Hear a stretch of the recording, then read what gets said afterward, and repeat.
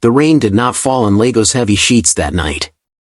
It came down thin and cold and relentless, the kind of rain that didn't announce itself with thunder but simply seeped into everything, into the collar of Amara Adeyemi's coat, into the soles of her worn-out sneakers, into the marrow of a body that had been standing on its feet for 11 hours straight. She climbed the concrete stairwell of her apartment building 2 at a time, keys already pinched between her fingers like a small blade, because the elevator had been broken for 6 weeks and the landlord had stopped answering her texts about it. There was nothing remarkable about the day that had led her here. That was, in a strange way, the whole point of it. The ordinariness was the thing she would think about later, turning it over and over like a coin, wondering how a day this unremarkable could be the hinge on which an entire life swung open. She had woken at 5:40 to the sound of her upstairs neighbor's shower running through the pipes. She had eaten toast standing at the counter because sitting down felt like a luxury she hadn't earned yet. She had caught the 6:40 bus with 2 minutes to spare, the same bus she'd caught for 3 years, past the same billboard for a phone company that had been advertising the same deal since spring, past the same old man who fed pigeons outside the bakery regardless of weather. She had clocked in at 7, and for the next 11 hours she had been the version of herself the world seemed to want most, capable, quiet, endlessly available. She had caught the med-error at hour 10, the kind of catch that would never make the news, that no one would thank her for beyond a tired nod from the night pharmacist, and she had stayed the extra 40 minutes anyway because somewhere along the way she had absorbed the lesson that her worth was measured in what she caught, what she fixed, what she prevented from going wrong, never in what she was given in return.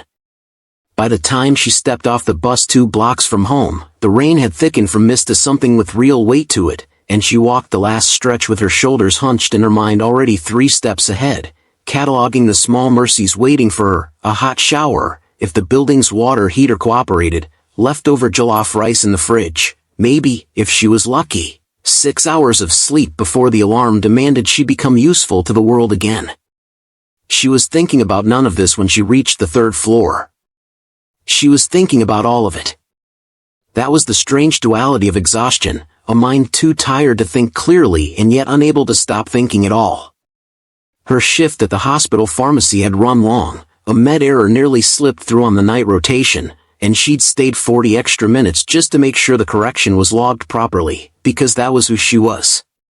The girl who stayed the extra 40 minutes. The girl who double-checked. Her feet throbbed with every step.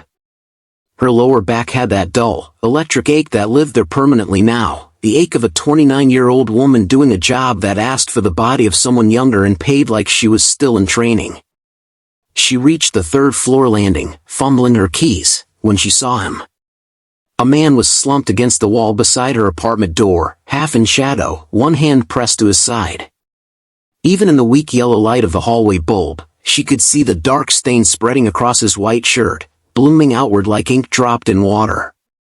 His head was down, black hair damp and falling across his forehead, and for a moment she thought he was a drunk who'd wandered up from the bar 2 blocks over and collapsed at the wrong door.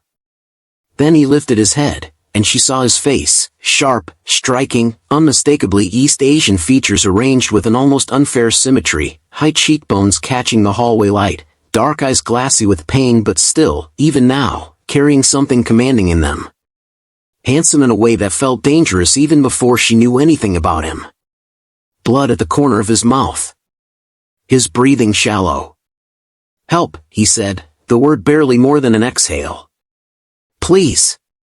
Every instinct Amara had ever built, every instinct a black woman living alone in a city that didn't always look out for her had ever needed to build, screamed at her at once. She had read the pamphlets at the hospital. She had sat through the safety briefings. She knew, with a certainty that felt like ice water down her spine, that a bleeding stranger outside your apartment door at 11 at night was not a good Samaritan story. It was the opening scene of a nightmare. "I'm calling 911, she said, taking a step back, phone already rising toward her ear. "No," his hand shot out, not to grab her, but simply lifted in a plea, and even wounded, even bleeding out against her door, something in the gesture was controlled. Deliberate. "No police. Please. Just 5 minutes. Somewhere to sit. I don't know you." Her voice came out harder than she meant it to, armor going up brick by brick.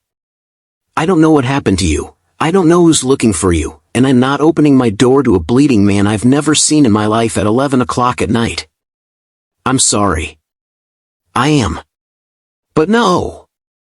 She stepped past him, unlocked her own door with hands that shook more than she wanted them to, and for one long, terrible second she stood in the gap of her doorway and looked back at him, at the way his jaw was clenched against pain he was clearly used to hiding, at the blood soaking through fingers that looked, even now, elegant, at the eyes that held hers not with menace but with something almost like resignation, like he'd expected exactly this. Then she shut the door. And locked it. Deadbolt, chain, the works. She stood with her back against the wood for a long moment, heart slamming, listening. She heard him breathe. She heard him, after a while, shift, the scrape of a body sliding further down a wall. She heard nothing else. No sirens in the distance that he'd called himself. No footsteps of someone coming to collect him. Just the rain, and the old building's pipes groaning, and a wounded stranger dying by inches. 4 feet from where she stood. Guilt is a strange, corrosive thing. It doesn't care about logic. It doesn't care that you did the smart thing, the safe thing, the thing every self-defense class had ever told you to do. Amara sank down onto her own kitchen floor, back against the cabinets, and put her face in her hands, and heard, in her mind, the hospital's own mantra echoing back at her, first, do no harm, and she thought, I am not a doctor. I am not obligated to save every wounded thing that shows up at my door. And still she cried a little, from exhaustion and adrenaline and the awful, nagging voice that told her if he died out there tonight, some part of that would sit on her chest forever. She thought about calling her mother, the way she did whenever the world tilted sideways and she needed a voice that had known her since before she had a name, but it was nearly 6 in the morning in Lagos, and her mother would be up already, moving through her small kitchen in Surulere with the radio murmuring the news, and Amara couldn't imagine finding the words to explain any of this without sending the woman into a panic across an ocean she couldn't cross fast enough to help. So she sat alone with it instead, the way she sat alone with most things, and let the guilt work its slow, insistent pressure against her resolve. She thought, too, about the training she'd sat through at the hospital just 2 months prior, a mandatory seminar on bystander intervention, on the difference between helping and endangering yourself, on the statistics that made her stomach turn when she really let herself absorb them. The instructor, a brisk woman with a laser pointer and a stack of case studies, had said something that had stuck with Amara since, the world does not reward you for your compassion. It only remembers whether you survived it. She had nodded along at the time, certain she understood it, the way you're certain you understand a warning until the moment it actually applies to you. She thought about all the times in her life she'd been the one who stayed, the friend who drove 2 hours to sit in a hospital waiting room, the daughter who wired money home before paying her own light bill, the coworker who took the shift nobody else wanted because someone had to and it was easier if it was her. She had never once, in 29 years, been the person someone else stayed for.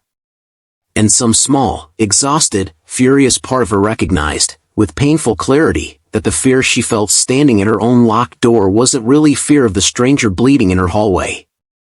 It was fear of what it would cost her, again, to be the one who cared when no one asked her to. 15 minutes. She gave herself 15 minutes to decide. At minute 12, she cracked the door open with the chain still latched, and peered through the gap. He hadn't moved. His head had lolled to one side. His breathing, she strained to hear it over her own pulse, had gone shallower, more ragged, and in the low light his skin had taken on a gray undertone that even her limited pharmacy tech knowledge recognized as bad. Blood loss. Shock, maybe. If I let you in, she said through the gap, voice low and hard, you are not going to hurt me. You are not going to touch anything. I am not calling anyone unless you stop breathing, and if you so much as look at me wrong, I will put you back out in that hallway myself. Do you understand? His eyes opened. Found hers through the narrow gap in the door. And even wounded, even weak, there was a flicker of something that might have been surprised respect. Understood, he breathed. She let him in. His hands had shaken, that first hour, in a way that told her he was fighting to stay conscious more than fighting the pain itself. At one point, as she cut away the ruined fabric of his shirt to get a clearer look at the wound, he'd caught her wrist, not hard, not threatening, but firm enough to stop her, and studied her face with a kind of desperate clarity that cut through the haze of blood loss. "Why?" he'd rasped. "Did you change your mind?" "I don't know," she admitted, because it was the truth, because lying felt obscene with her hands already slick with his blood. "I keep asking myself the same question." "You should not have." His grip loosened, more from weakness than intention. "Whoever did this to me will come looking. If they find me here, then I'll deal with that when it happens. Right now you need to stop talking and let me work, or you're going to bleed out arguing with me about a decision I already made."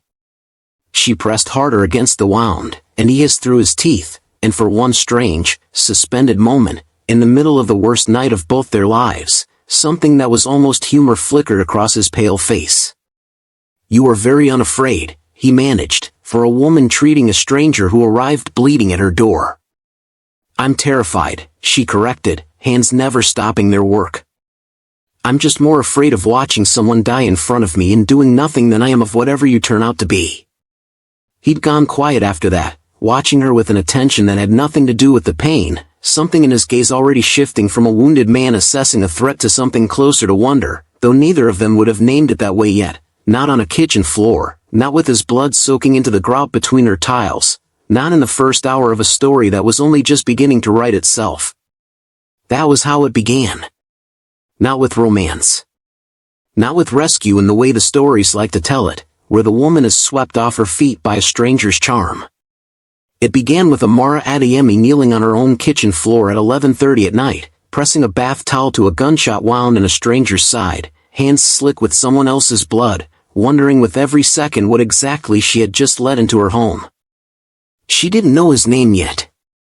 She didn't know that the man bleeding out on her linoleum was Kang Do-yoon, and that in certain circles of the city, circles she had never had reason to move in, circles of men in tailored suits who spoke softly and were obeyed instantly, his name alone could clear a room.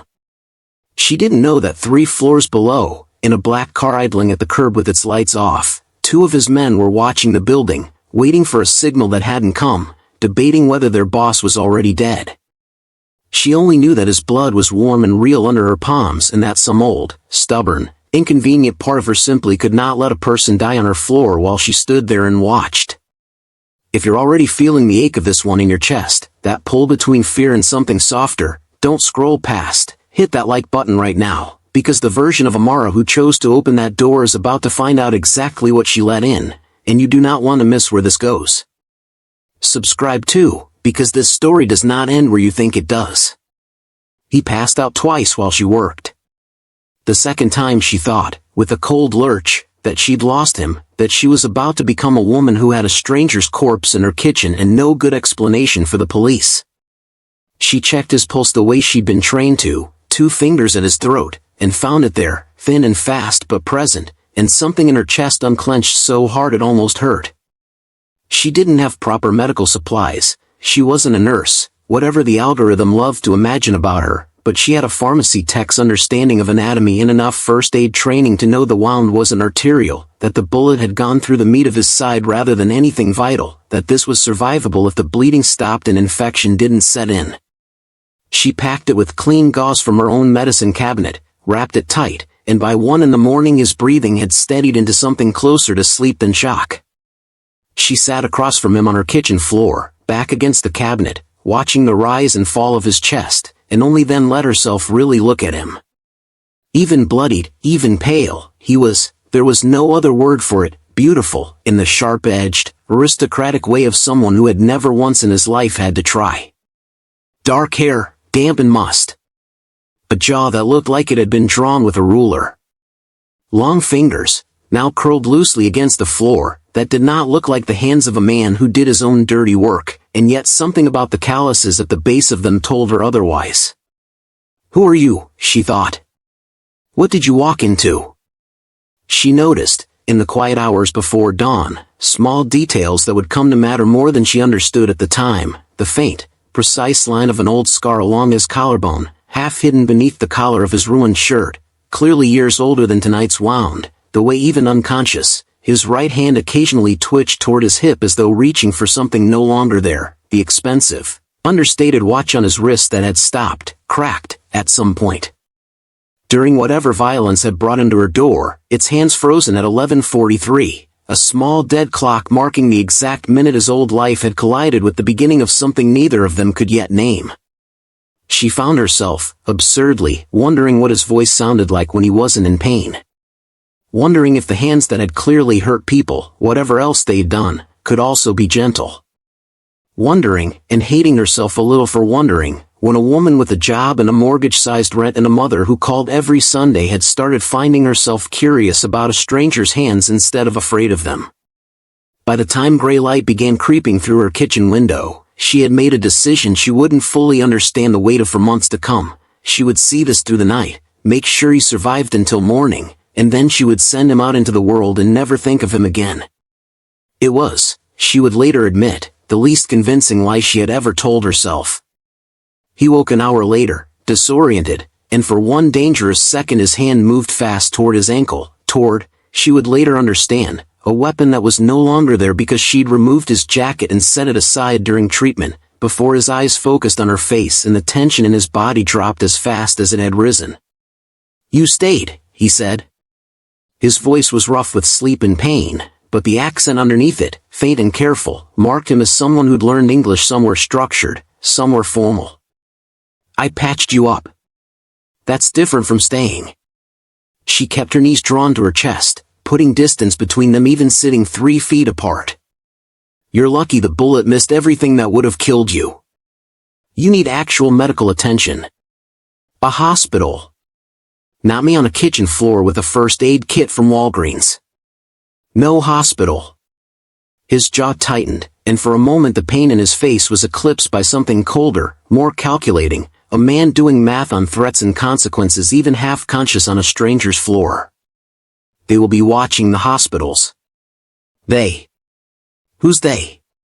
He looked at her for a long moment, weighing something. Whatever calculation ran behind those dark eyes, it ended in silence. "It's better," he said finally, "if you don't know. You're bleeding in my kitchen and you won't tell me why." "I will tell you," he said, "that you should not have let me in. And I will tell you that I am grateful you did."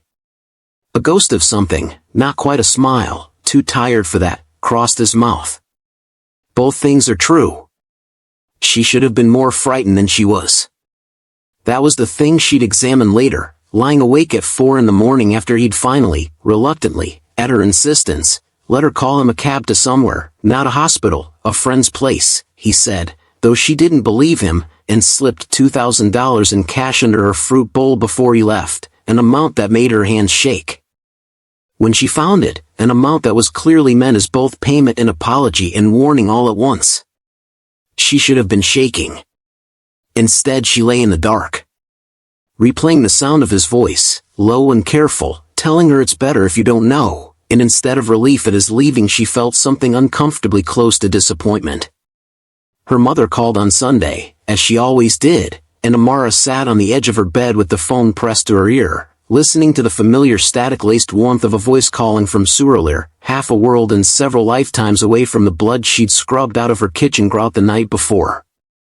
"You sound tired," her mother said, the way she said it every single Sunday, the way she had said it for years without ever once suspecting the specific weight behind it this time. "I'm always tired, Mama. You work too hard for people who don't see you." A familiar refrain, worn smooth from repetition. "Where are you coming home to visit?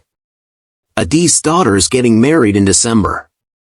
Everyone will be asking why my daughter, the one who went to America to become somebody, has still not brought home a husband to show for it." Amara laughed despite herself, the sound catching slightly on something she couldn't name. "Nobody's rushing to marry the pharmacy girl who works nights, Mama. You underestimate yourself. You always have." A pause, her mother's voice softening in the particular way it did when she sensed, even across an ocean, that something in her daughter's silence didn't match her words. "Is something wrong, Amara? You have that voice." "What voice?" The voice you had when you were small, when you brought home that bird with the broken wing and hid it under your bed for a week before I found it. The voice that means you have already decided to keep something dangerous, and you are only calling to see if I will tell you not to. Amara closed her eyes, throat tight. Her mother had always seen straight through her, even from thousands of miles away, even through a phone line crackling with distance. It's nothing, Mama. I'm just tired. Her mother didn't push, which was somehow worse than if she had. Well, whatever bird you are hiding under your bed this time, my daughter, just be sure you know if it is the kind that heals, or the kind that only ever knows how to bite the hand that feeds it. Not every broken thing wants to be saved. But you have never once in your life been able to walk past one and leave it broken. That is not a flaw, Ozugo. It is only dangerous if you forget to also save yourself. 3 days passed. She told herself it was over, a strange, dangerous, isolated incident, the kind of thing you don't repeat to your coworkers because it sounds insane, the kind of thing you eventually convince yourself might have been half a fever dream brought on by exhaustion. She went back to her shifts. She counted pills and filled prescriptions and made small talk with the nurses on her floor and did not, absolutely did not, think about a stranger's blood soaking through her good bath towel, which she'd had to throw away because there was no getting that stain out. On the 4th night, there was a knock at her door. She checked the peephole with her heart already hammering, half expecting police, half expecting. She didn't let herself finish that thought. It was him. Standing straight this time, dressed now in a dark, expensive coat that fit him with the precision of tailoring rather than off-the-rack luck, his color returned, his eyes sharp and alert in a way they hadn't been able to be 3 nights ago. He held, absurdly, a paper bag from a bakery 2 streets over, one she recognized, one that made incredible bread and terrible coffee. She opened the door on the chain first. You're supposed to be dead or at least in traction. I heal quickly. A small, real smile this time, and it changed his whole face, softened the sharp architecture of it into something almost boyish. I came to thank you properly. And to apologize for frightening you. You didn't frighten me. You terrified me. There's a difference. Then I apologized twice as much. He held up the bag. I did not know what you like. I bought several things. It was such a strange, mundane gesture, a dangerous man standing in her hallway with pastries, trying, clumsily, at gratitude, that she found herself laughing despite everything, a short surprised huff of a laugh that seemed to please him more than it should have. She should have shut the door. She knew, even as she unhooked the chain, that every rational instinct she owned was telling her this was the second bad decision in a row, that men who show up at your door with baked goods after bleeding out on her kitchen floor are not simple, are not safe, are not the kind of complication a working woman with a mortgage-sized rent and a 12-hour shift the next morning needed in her life. She let him in anyway. His name, he told her over coffee she brewed because his was, as advertised, terrible, was Kang Do-yoon. He did not tell her, that night, what he did for a living, only that it was complicated, that it involved his family, that it had cost him more than she could imagine and would likely cost him more still. He asked about her instead, really asked, the kind of listening that felt rare and unsettling coming from someone whose stillness suggested he was usually the one being listened to.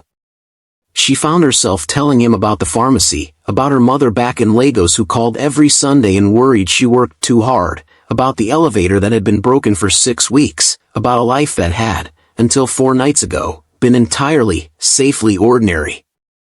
You are tired, he said at one point, watching her with an attention that made her feel, uncomfortably, seen. Not tonight tired. All the time tired. Everyone's tired. Not like you. He said it simply, without pity, and something in the observation landed harder than sympathy would have. You give everything to people who do not notice, and you have no one giving anything back. You don't know anything about my life. I know that you have not sat down since I arrived. A small, knowing tilt of his head. You have refilled my cup twice, straightened that stack of mail 3 times, and you keep glancing at the sink like it is a job you have not finished. Sit. Please. Just for a few minutes, let someone else notice the room instead of you. She almost argued. It was reflex, the same way her hands moved toward chores without her permission, the same way her body had been trained by years of shifts and obligations to treat stillness as something suspicious, something that had to be earned. But there was a quiet insistence in his voice that made her pause, and when she finally lowered herself into the chair across from him, some small, coiled thing in her spine loosened for the first time in longer than she could remember. Over the following weeks, their visits took on a shape neither of them named out loud but both understood. He never came on the same night twice in a row, never stayed past 3, always left before the building woke fully around them, careful, deliberate, a man managing risk even in the middle of something that felt, increasingly, like the one part of his life he refused to manage at all. She learned to recognize the particular knock he used, 2 soft raps followed by a pause, and found herself listening for it on nights he didn't come, hating the small, traitorous disappointment that settled in her chest when the hallway stayed silent. There was a night, 6 weeks in, when he showed up with a split lip and knuckles scraped raw, and refused to explain beyond a tight, apologetic business, and she'd clean the cuts in silence, furious at herself for how little she pushed, furious at him for asking so little of her while giving her every excuse to walk away and never once taking it when she offered. There was another night, after that, when she'd come home from a double shift to find him already there. He had, she would learn, bribed her superintendent for a spare key weeks earlier, an invasion of privacy so absurd and so tender at once that she hadn't been able to decide whether to be angry or moved, with dinner made, actual dinner, not noodles, something he'd clearly had a driver collect from a restaurant 3 neighborhoods over because he did not, by his own sheepish admission, know how to cook anything more complicated than the terrible instant noodles she'd introduced him to. "You broke into my apartment," she said, standing in her own doorway, torn between exhaustion and something dangerously close to delight. "I had a key made," he corrected, with the particular seriousness of a man who did not consider bribery a crime so long as the outcome pleased him. "There is a difference." "There really isn't. You look tired on the phone this morning." He said it like an explanation that should have been obvious. I did not like the sound of it. I wanted you to come home to something other than an empty apartment and a stove. She should have been unsettled by the ease with which he moved through boundaries, the key, the men who watched her building, the casual, absolute confidence of a man who was used to bending the world to his convenience. Instead, she found herself sitting across from him at her own small table, eating food that was, admittedly, extraordinary, and feeling something she hadn't let herself feel in longer than she wanted to admit, cared for, without having asked for it, without having to earn it first.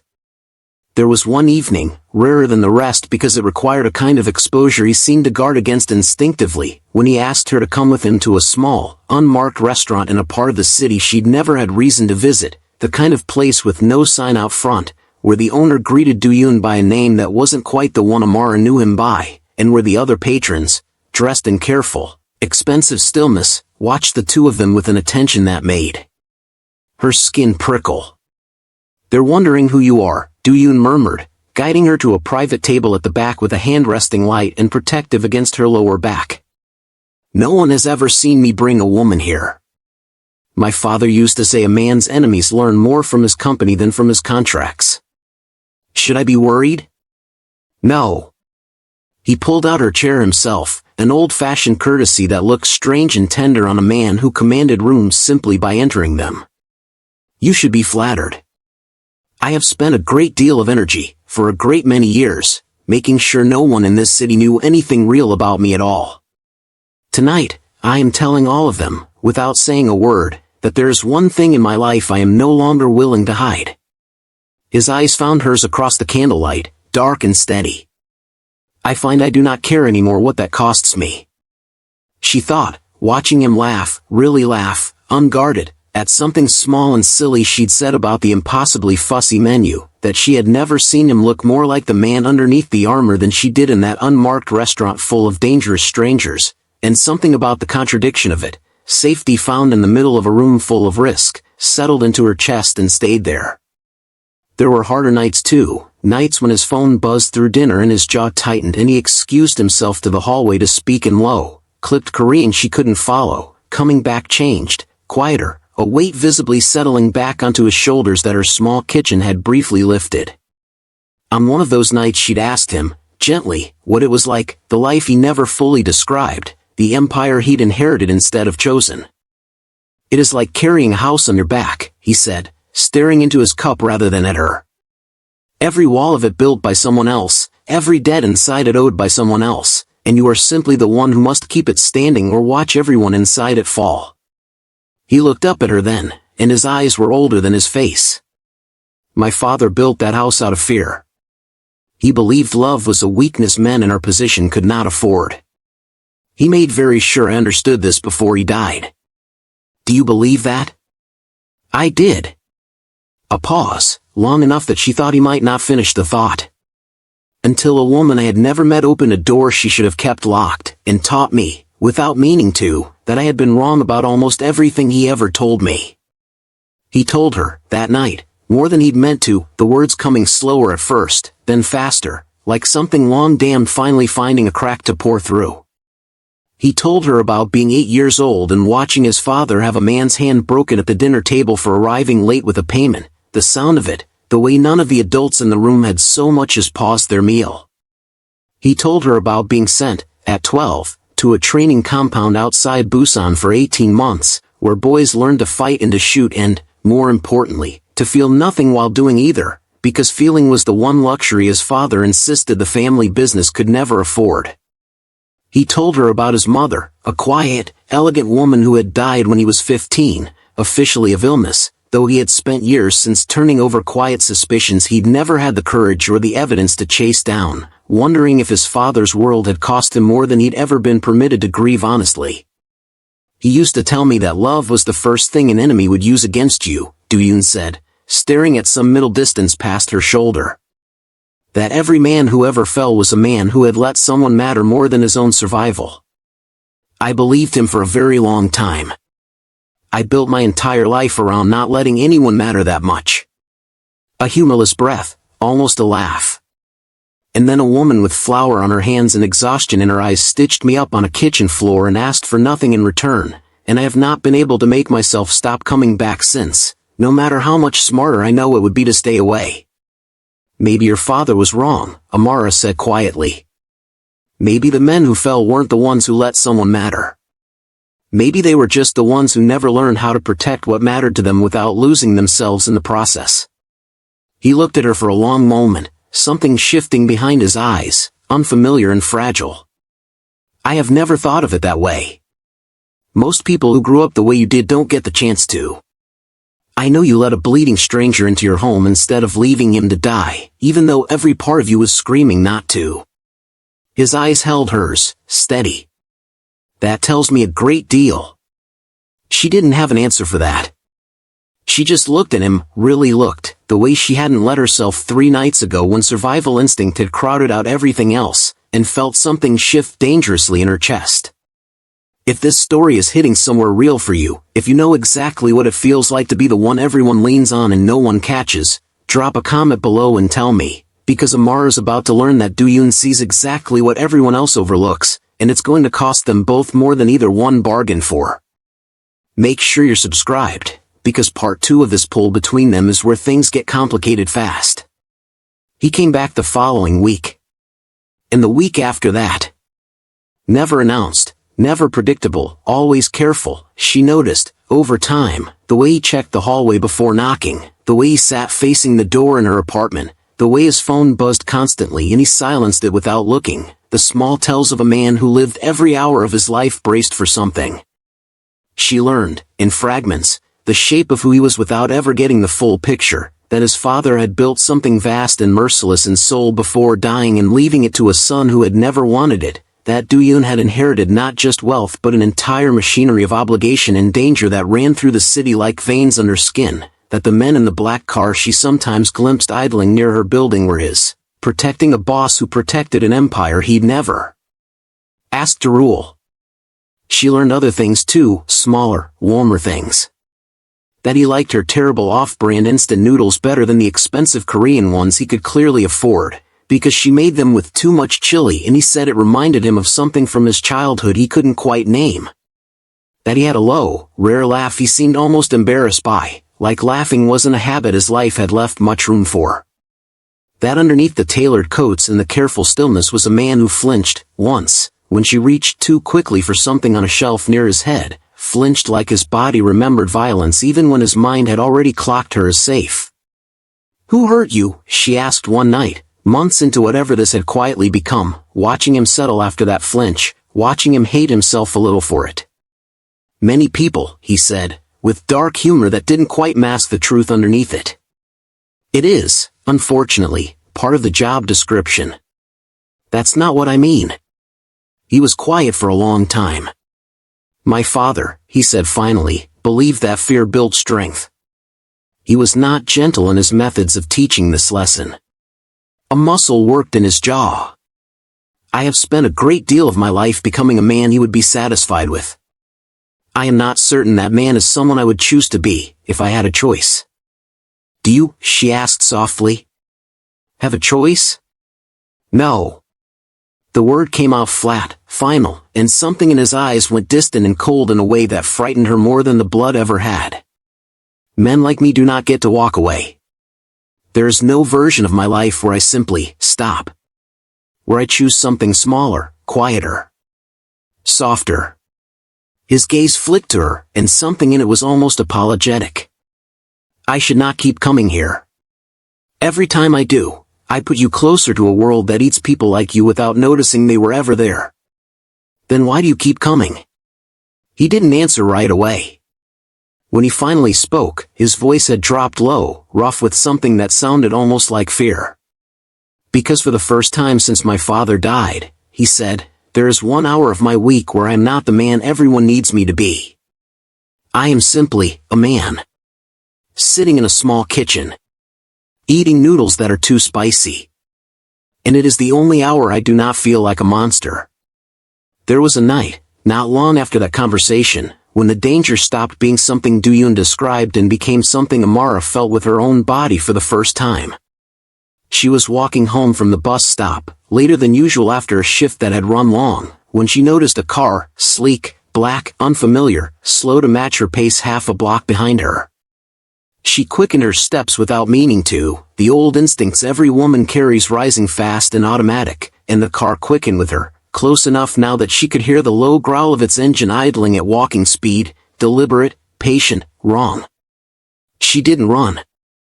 Some clear-eyed part of her brain, the part trained by years of hospital emergencies to think instead of panic, told her that running would only confirm she'd noticed, and that noticing might be the only card she had left to play. She turned sharply into the brightly lit convenience store on the corner instead, heart slamming, and stood just inside the door pretending to examine a shelf of instant coffee while she watched, through the window, the black car idle at the curb for a long, unbearable minute before finally pulling away into traffic. She called Do-yoon the second she was home with the door locked, chain, deadbolt, the works, her hands shaking so badly she nearly dropped the phone twice. He arrived in 11 minutes, she would remember counting them, standing at her window watching the street, with 2 of his men flanking him and an expression on his face that frightened her more than the car had. "Describe it," he said, before he'd even fully crossed her threshold. "Every detail." "Now." She did, and watched him relay it in rapid Korean to the man beside him, watched the man leave immediately, phone already at his ear, watched Do-yoon's hands, when he finally reached for her, tremble faintly with an anger he was working hard to keep leashed. "This is my fault," he said, low and rough. "I told myself I could keep watching from a distance, that my men circling your building at night would be enough. I was wrong. They are testing how close they can get before I react. I will not let them find out." "What does that mean?" "It means," he said, cupping her face in both hands, forcing her to hold his gaze, "that from tonight, there will be someone within sight of you at all times, whether you can see them or not. It means I am done pretending distance keeps you safer than my presence does. And it means that whoever was in that car has just made themselves the first name on a very short list." His thumb brushed her cheekbone, and for a moment the fury in his eyes gentled into something aching and afraid. "I have buried men who came after things that were mine. I did not know, until this moment, Exactly how far I would go for something that was not property, but a person. Now I know. Something in Amara's chest cracked open at that, wide and dangerous. She had spent her whole life being the strong one, the daughter who called home to reassure her mother, the coworker who covered every shift, the friend who showed up with soup and never asked for soup in return. No one had ever handed her their fear like this, raw and unguarded, and asked for nothing back but her staying in the room. "You're not a monster," she said. "You don't know what I've done. I know what you've shown me." She reached across the small space between them and took his hand, the same hand that had, months ago, pressed against a bullet wound in his own side while he begged a stranger for 5 minutes of shelter, and held it. "That's the man I know." He looked down at their joined hands like he didn't quite trust the sight of it. "You should be afraid of me," he said quietly. "I am," she admitted. "That doesn't mean I'm going anywhere." Something broke loose in his face then, the careful architecture of control he wore like armor cracking just slightly, just for her, just in the small kitchen with the broken elevator 6 floors below. He didn't kiss her that night.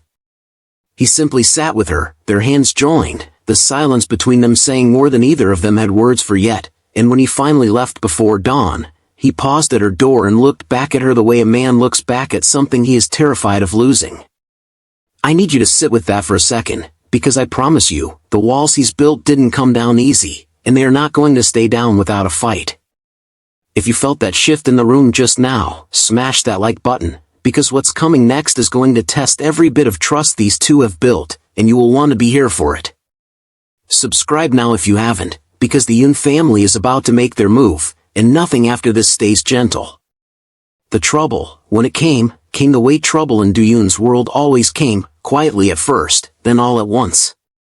Amara noticed the black car outside her building had multiplied to 2, then 3, in the space of a week. Do-yoon's men rotating through shifts she wasn't supposed to notice but did, because she noticed everything now, the way you notice the weather when your whole life has started depending on which way the wind blows. She noticed Do-yoon himself growing quieter, more distracted, his phone buzzing more insistently and him actually answering it now, speaking in low, clipped Korean she didn't understand a word of but could read the temperature of anyway, tense, controlled, dangerous. "What's happening?" she asked him one night, watching him pace her small living room like a caged animal, tie already loosened, jaw tight. "Nothing you need to worry about. Do-yoon." She said his name the way she'd learned to over the months, soft, but with an edge underneath it that told him she wasn't going to be managed. "You've been different for 2 weeks. Tell me." He stopped pacing. Looked at her for a long moment, and in his eyes she saw something she hadn't seen since that first night on her kitchen floor, real fear, the kind that lived under all his careful control. "There's a family," he said finally. "The Yoons. They have wanted what is mine for a long time, my father's territory, my father's contracts, everything he built. They have tried before, quietly, through business, through pressure. It has not worked." His hands curled into fists at his sides. "So now they are trying differently. They have learned about you." The floor seemed to tilt under her. "What does that mean?" "It means," he said, voice rough, "that the one thing in my life I have kept separate from all of this, the one person who does not know the taste of what my world costs, they have found her. And men like the Yoons do not ask nicely for what they want. They take the thing you love most and they make you watch what happens if you don't give them what they're asking for." "So, what, they're going to hurt me? To get to you?" "They will try." His voice cracked on the word try, and for a moment the Mafia boss disappeared entirely and there was only a terrified man standing in her living room, watching the one soft thing in his brutal life get dragged into the blast radius of everything he'd spent his whole life trying to survive. "I should never have kept coming here. I told myself one visit, and then another, and I let myself believe I could have this, have you, without it costing you anything. I was a fool. I put a target on the only person who has ever looked at me and not flinched." She didn't sleep that night. Instead, unable to sit alone with the fear pressing down on her chest, she found herself dialing Yatun, the one coworker who'd become something like a real friend over the years, a night shift nurse with a blunt tongue and zero patience for nonsense, and the two of them sat on Amara's fire escape at 2 in the morning wrapped in blankets while Amara told her, in halting pieces, everything: the wounded stranger, the $2,000, the noodles, the key made without her permission, the woman with the flat cold eyes outside the pharmacy. Yatun was quiet for a long time after Amara finished, which was, for Yatun, its own kind of alarming. "You know how insane this sounds," she finally said. "I know. You know I should be telling you to pack a bag and disappear somewhere he can't find you, let alone whoever those people are. I know that too. But..." Yatun exhaled, long and slow, watching the city lights instead of Amara's face, giving her the small mercy of not being looked at while she said it. "I have watched you for 3 years give every single piece of yourself to people who never once turned around to ask if you were okay. Your mother. This job. That useless landlord. Everybody takes and takes from you and calls it your nature, like you don't get to be tired, like you don't get to need something back." She finally turned to look at Amara, and her eyes were wet in a way she'd never admit to later. "This man is dangerous. I'm not going to pretend otherwise. But for the first time since I've known you, you're talking about someone who looks at you like you're the thing worth protecting, instead of the thing that does the protecting. I don't know what to tell you to do with that. I just know I've never heard you sound like this before." "Like what?" "Like you're allowed to want something," Yatun said simply, "instead of just being needed." The words followed Amara long after Yatun had gone home, long after the sky had started to lighten at the edges. She thought about them the next evening when Do-yoon arrived, pale and tense, to tell her about the Yoon family's ultimatum, and she thought about them again 3 days later, in the terrible stretch of silence that followed his leaving. She thought about Yatun's words again, sitting across from him in the taut silence that followed his account of the Yoon family's threat, and made herself say the thing she'd been circling for months without quite landing on it. "I need you to understand something," she said, and her voice came out steadier than she expected. "I have spent my whole life making myself small and safe and useful, because that felt like the only kind of life a woman like me was allowed to have without it being taken from her. I have never once chosen something dangerous. Not once. I have made every decision in my life by asking what was safest, what was smartest, what would keep me small enough that nothing bad could ever find me." She reached across the table and took his hand, holding it even as she felt it trembling with barely restrained fury and fear. "And for the first time in 29 years, I am looking at the dangerous thing, and I am choosing it anyway. Not because I don't understand what it could cost me. Because I do, and I am choosing it regardless. That has to count for something. That has to mean you don't get to decide this for me alone. You don't understand what you're offering to carry." "Then teach me," she said, fierce now, something long buried finally surfacing. "Don't disappear to protect me from a truth I've already decided I can live with. Let me carry some of it. I am not made of glass, Do-yoon. I patched a bullet wound on my kitchen floor with a bath towel and a bottle of rubbing alcohol. I am stronger than every single person in your life has ever given me credit for being, including, apparently, you." Something in his face broke open at that, not weakness, but the particular vulnerability of a man realizing, all at once, that the woman in front of him was not asking to be shielded but to be trusted, and that the two things were not the same at all. He brought her hand to his lips, pressed a kiss to her knuckles with a reverence that undid her more than any declaration could have. "I do not deserve the faith you keep putting in me," he said quietly. "But I promise you this, whatever happens next, I will not make the mistake of deciding for you again. Do-yoon. I need to go." He was already moving toward the door, already pulling his coat on, already retreating behind the wall she'd watched him build brick by brick over months of quiet nights and terrible noodles. "I need to handle this. And I need you to stay somewhere safe until I do.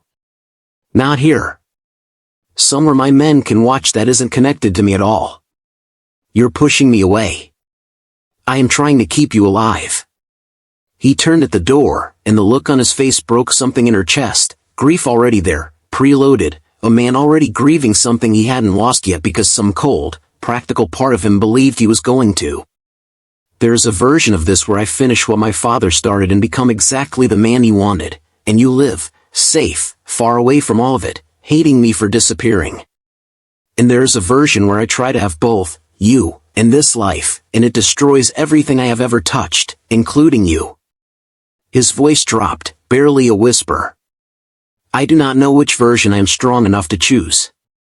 "Choose me," she said, and her voice didn't shake, even though everything inside her did. "Choose the version where you don't disappear." He looked at her for a long, long moment, something breaking and rebuilding behind his eyes in real time. Then he was gone, the door closing softly behind him, and Amara stood alone in her apartment with her heart in her throat, listening to the sound of his footsteps fade down the stairwell, wondering if she had just watched the only man who'd ever truly seen her walk out of her life to go fight a war she couldn't follow him into. "Okay, I know. I know exactly how that landed, and if your chest is tight right now, you are exactly where you're supposed to be. This is the moment everything either falls apart or gets rebuilt into something stronger, and I promise you, what happens next is worth every second of the wait. Hit subscribe right now so you don't miss it, because the next 24 hours are going to change everything between them." The first sign that Do-yoon's warning wasn't abstract came the next afternoon, when Amara left the pharmacy for her lunch break and found a woman waiting by the staff entrance, elegant, composed, dressed in clothes that cost more than Amara made in a month, with a smile that didn't reach eyes as flat and cold as still water. "Ms. Adeyemi." The woman said her name like she'd practiced it, like it amused her to know it at all. "My name isn't important. What is important is that you understand something. The man you have been entertaining does not belong to himself. He belongs to a war that has been going on since before either of you were born, and wars do not care about kitchens and noodles and whatever small, sweet thing you believe you have built with him." Her smile sharpened. "My family has been patient. That patience has a cost, and lately, Mr. Kong has been slow to pay it. We thought you should understand what happens to the things men like him love, when they forget what they owe." "Is that a threat?" "It's a mathematics lesson." The woman's gaze flicked over Amara with the detached appraisal of someone assessing collateral rather than a person. "You are, currently, worth more to us alive and frightened than dead and mourned. I would encourage you to remember that the equation could change." She left without another word, climbing into a car identical to the ones that trailed Do-yoon through the city, and Amara stood frozen on the sidewalk for a long moment before her legs remembered how to carry her back inside, her hands shaking so badly she had to excuse herself to the break room for 10 minutes before she trusted herself around medication again. She didn't tell Do-yoon right away. She turned the choice over for 2 full days, weighing the woman she'd been before all this, the one who solved her own problems quietly, who didn't burden anyone with her fear, against the woman she was becoming, the one who was starting, tentatively, to believe she was allowed to be protected instead of only protecting. In the end it was he who noticed first, reading something in her face the moment he arrived that made him go very still. "Someone came to you," he said. It wasn't a question. She told him. Watched something in his expression go from controlled to something closer to violence, watched his hands curl into fists at his sides as though it took physical effort not to leave that instant and do something unforgivable. "Their name," he said, voice low and dangerous in a register she had never heard from him. "Tell me exactly what she looked like." "Do-yoon. They came to your workplace." His voice cracked, just slightly, the fear underneath the fury bleeding through. "They found you in daylight, in public, somewhere I was not there to stop it. I told myself I could keep this separate. I told myself I could love you without it touching you." He looked at her, stricken. "I was wrong. And now they know exactly how to hurt me." 3 days passed with no word after he left that night. Amara went to work because that was the only thing she knew how to do with fear, bury it under routine, under counted pills and quiet shifts and the particular numbness of 12 hours spent helping strangers so she didn't have to sit with her own unraveling. She noticed the black car had disappeared from outside her building entirely, and didn't know if that meant she was safer now or in more danger than ever, and the not knowing was its own particular kind of torture. What Amara did not see, in those 3 days, was the war being fought quietly across the city on her behalf. She did not see Do-yoon sit across a lacquered table from the Yoon family's patriarch, a man twice his age with 3 times his cruelty, and lay out, in flat, unhurried Korean, exactly what would happen to every contract, every shipment, every fragile alliance the Yoons depended on if a single hair on Amara Adeyemi's head was so much as bent. She did not see him spend a sleepless night going through his father's old ledgers, the ones he'd sworn never to open again, searching for the leverage his father had spent decades accumulating and that Do-yoon had spent years trying to forget existed, because using it meant becoming, however briefly, exactly the kind of man his father had been.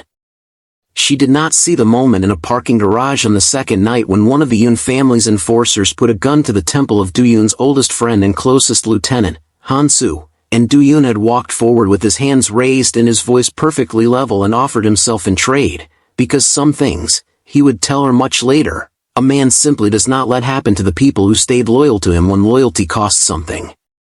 She did not see the third night, the worst of it, when the Yoon patriarch, unmoved by threats and unwilling to be outmaneuvered by a younger man he still, on some level, considered a boy playing at his father's throne, had called Do-yoon to a meeting under a flag of false truce, and Do-yoon had gone anyway, alone but for Han-soo, because refusing would have read as weakness, and weakness, in his world, was its own kind of death sentence. She did not see the moment the truce revealed itself as exactly the trap he'd suspected, 3 armed men stepping from the shadows of a shipping yard he'd been foolish or brave enough to agree to. She did not see him take a blade meant for Han-soo across his ribs, did not see the blood, did not see the terrible, controlled violence with which he ended the confrontation before it could end him, a version of himself he had spent years trying to distance from the man his father had raised him to be, resurrected in one brutal quarter of an hour because the alternative was a world without him in it, a woman waiting in a small kitchen who would never know what happened to him at all. She did not see any of it. She only lived inside the silence it left behind, checking her phone every few minutes for a text that didn't come, lying awake replaying the last thing he'd said to her, feeling the particular loneliness of loving someone whose survival she had no way of confirming and no right, in the eyes of the world, to ask about. She thought, more than once, about calling the number he'd given her for emergencies only, a Korean man named Han-soo who answered on the first ring and told her, each time, in careful, gentle English, only that Do-yoon was alive and that he would come back to her as soon as it was finished, offering nothing more, and somehow that scrap of certainty was the only thing that got her through each of those 3 days. On the third night, she came home to find her apartment door unlocked. Her heart stopped. She stood frozen in the hallway, every instinct screaming at her to run, to call someone, to do anything but push that door open, and then she heard, faintly, from inside, the sound of someone moving carefully around her kitchen, and something in the rhythm of the footsteps was so familiar it undid the fear before she even understood why. She pushed the door open. Do-yoon stood at her stove, sleeves rolled up, a small bandage visible at his jaw and another, larger one peeking from beneath the collar of his shirt, carefully, badly, attempting to make the same terrible instant noodles she always made him, chili packet already dumped in with more enthusiasm than skill. "You're alive," she breathed. "Barely," he admitted, setting down the pot with hands that weren't quite steady. "The Yoons will not be a problem again. It cost more than I would have liked. But it is finished." He looked at her then, really looked, and the exhaustion in his face was bone deep, the exhaustion of a man who had spent 3 days doing things he would carry the weight of forever to keep the people he loved breathing. "I told myself I would come here only to tell you it was safe. That I would not ask you to stay in this, that I would let you choose a life without all of this in it, the way you deserve. And I stood in your doorway for 10 minutes trying to make myself say goodbye, and I could not do it." His voice broke slightly, raw in a way she'd never heard from him before, all the careful control finally, fully gone. "I have spent my entire life being told what I owed to my father's legacy, to my family's name, to a war I never chose. I have never once, in 31 years, been asked what I actually want." He crossed the small kitchen and stood in front of her, close enough that she could see every line of exhaustion and relief and terror on his face. "I want this. I want small kitchens and terrible noodles in 1 hour a week where I am not the man everyone needs me to be. I want you. And I am done pretending I am strong enough to walk." Away from the only thing that has ever made me feel like a person instead of a weapon. Do-yoon? I am not asking you to accept my world, he said, cutting her off gently, his hands coming up to frame her face with a tenderness that felt like it cost him something to allow himself. I am asking if there's any version of this where you would let me try to build something separate from it. Something that is only ours. I do not know if that is possible. I do not know if a man like me gets to have something that clean. His thumb traced her cheekbone, and his voice dropped to barely above a whisper. But for you, I would try. For you, I think I could do anything. Outside, the rain had started again, thin and steady against her window, the same rain that had soaked through her shoes the night this all began, the night she'd stood in a hallway and made a choice that had cracked her entire careful, ordinary life wide open. She thought of the woman she'd been that night, exhausted, invisible, giving everything to a job and a life that never gave anything back, and the woman standing in her kitchen now, being looked at like she was the only unbroken thing in a broken man's world. She didn't answer him with words. She reached up, covered his hand with hers where it rested against her face, and let the silence between them say what neither of them was quite brave enough yet to name out loud, that whatever came next, whatever the cost, she wasn't locking this door again. They stood like that for a long time, the terrible noodles going cold and forgotten on the stove behind them, the rain still ticking softly against the window, the whole small apartment holding its breath around the two of them like it understood, the way old rooms sometimes seem to, that something irreversible was happening inside it. When he finally kissed her, it wasn't the kiss of a dangerous man claiming something, and it wasn't the desperate kiss of a man who thought he might be saying goodbye. It was slow, and careful, and almost disbelieving, the kiss of someone who had spent his entire life being told that softness was a weakness he could not afford, discovering, gently, that he had been wrong. I have to tell you something, he murmured against her forehead afterward, his arms still around her, reluctant to let even an inch of space back between them. The Yoons are finished, for now. But finishing one war does not end the life I come from. There will be others. There will always be others, as long as my family's name means what it means in this city. I cannot promise you a life free of what I am. I can only promise that I will spend the rest of it trying to build a wall around this, his hand pressed gently over her heart, then his own, that nothing on the other side of it can reach. I'm not asking for free of it, she said quietly. I spent 29 years building a life so careful, so controlled, that nothing could touch it, and nothing did. Nothing good, and nothing bad. I was safe, and I was completely alone. I would rather have this. Whatever this costs. She reached up and touched the healing scar just visible in his jaw, the physical proof of everything he'd walked through to come back to her. I locked you out once. I'm not doing it again.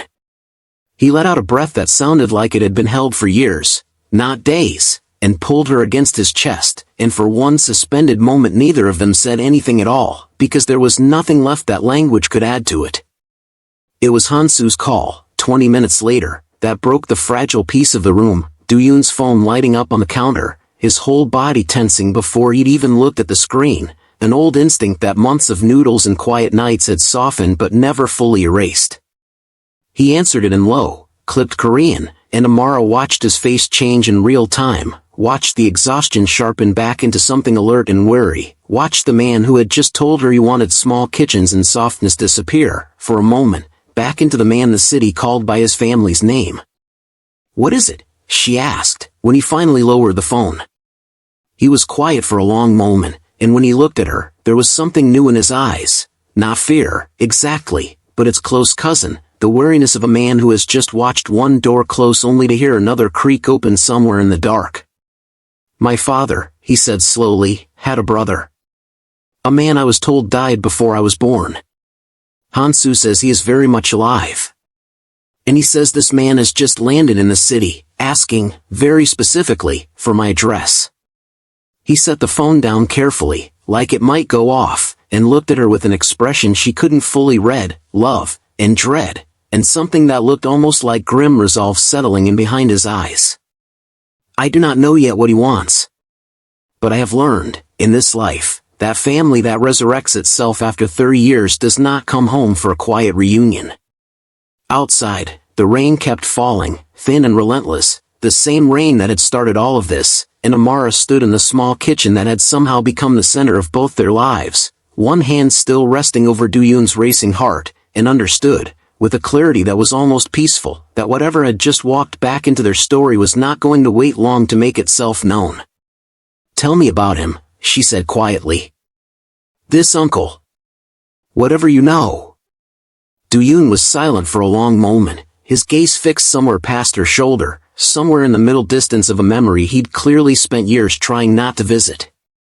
"My father spoke of him only once, when I was very young, and only because I found an old photograph he had not meant for me to see, two young men, unmistakably brothers, standing in front of a modest house that looked nothing like the empire we lived inside by the time I was old enough to understand what an empire was.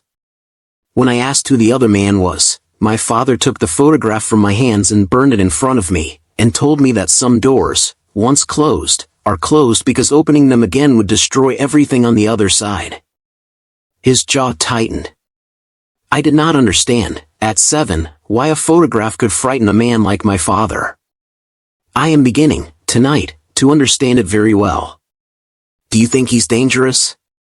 "I think," Do-yoon said slowly, "that any man capable of vanishing for 3 decades and reappearing the exact week his brother's empire is at its most vulnerable is either extraordinarily unlucky in his timing, or extraordinarily precise in it. I do not believe in the first possibility." He looked at her then, and some of the softness from earlier crept back into his face despite the tension still coiled in his shoulders. "Whatever this is, whatever he wants, I meant what I told you tonight. I am done deciding these things alone in a room without you in it. If he comes, we face it together, or we do not face it as anything worth calling a life." She curled into him then, letting the warmth of his chest and the steady, still too fast rhythm of his heart anchor her against the fear trying to climb back up her spine, and for a while neither of them spoke at all, content to simply exist in the last few unbroken minutes of whatever peace they had left before the next door opened. Outside, 3 floors below, a car she did not recognize idled at the curb for exactly 4 minutes before pulling away into the wet, glittering dark, and neither of them, wrapped up in each other in the warm, cluttered little kitchen where all of this had begun, saw it come, or saw it go. If this one wrecked you the way it wrecked me writing it, you know exactly what to do. Like this video, subscribe for the next chapter, and drop a comment telling me if you think Do-yoon's uncle is coming home for revenge or something even worse, because trust me, this is far from over, and neither one of them is walking away from what just started in that kitchen.